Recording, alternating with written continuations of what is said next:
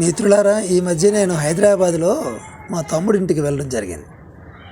అక్కడ ఆ ఇంటి ఆవరణలోనే పక్షులకి, జంతువుల్ని ఒక ఇల్లు ఏర్పాటు చేసి పెంచడం గమనించి చాలా తక్కువగా ఉంటుంది ఇట్లాంటి పరిస్థితి. పక్షుల మీద, జంతువుల మీద ఇంత ప్రేమతో వాటిని తమ ఇంటి సభ్యుల్లాగే పెంచడం చూస్తే ముచ్చటతో ఈ వీడియో చేయడం జరుగుతోంది. అతడు పక్షుల కోసం కట్టెలతోని, మెస్తోని, ఆర్చులతోని, వాటర్ కోసం, నీటి కోసం ఇవన్నీ ఏర్పాట్లు చేసి చక్కగా వాటికి సహజ వాతావరణాన్ని కల్పించడం చూస్తే చాలా ముచ్చటగా ఉంది.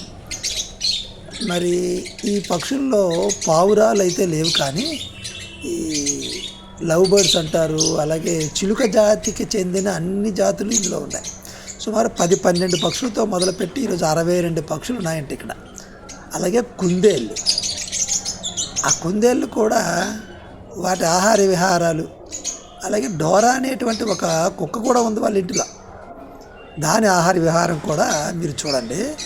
ఈ పగలంతా కిలకిలకిలమంటూ శబ్దం చేసేటువంటి పక్షులు రాత్రి అయ్యేసరికి చూడండి ఎంత సద్దు మణిగిపోయాయో,